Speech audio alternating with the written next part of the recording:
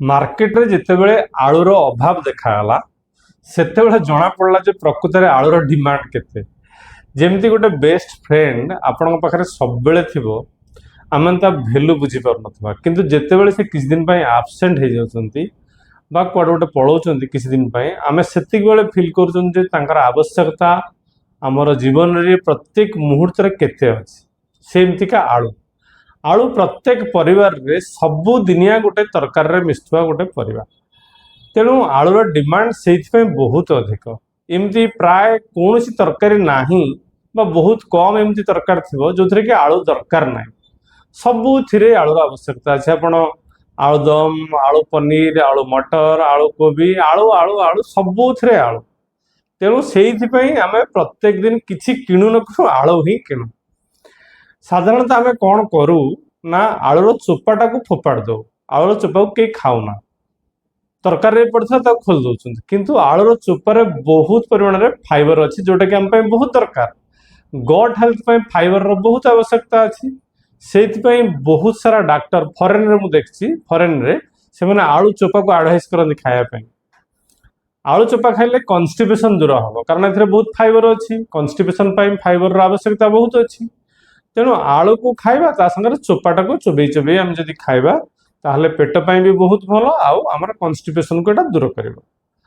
आलू रे आमे देखिबा जदि 100 ग्राम आलू रे 97 कैलोरी हमको मिलुछि, ता माने आमे जदि पर डे 200 ग्राम भी आलू खाइ दउछन्ती एठी हमको पाखा पाखी 200 कैलोरी मिल जाउछि।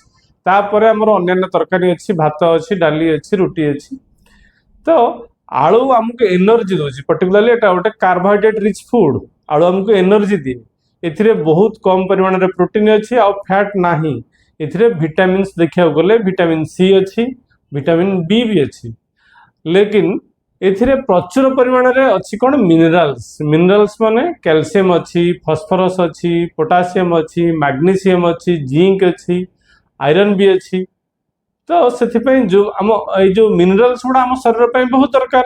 से आलू खाइले जनरली आम दीटा जिनस फुलफिल हुए, गोटे है आमको एनर्जी मिले, जो मैंने पतला लोक आलू खाइले से मोटा भी हुंती, आउ आम भितर जिते मिनरल्स अच्छी तार रिक्वायरमेंट को ये आलू फुलफिल कर दिए। आलूटा गोटे भल परिवा, तार किसी बैड रेपुटेशन बहुत सारा एमती लोक कहते आलू खाया बिल्कुल भल नुह, सेमती नुह। आलू खाया भल, आलूटा गोटे बहुत भल परिवा, से तो आलूर एत डिमांड अच्छी।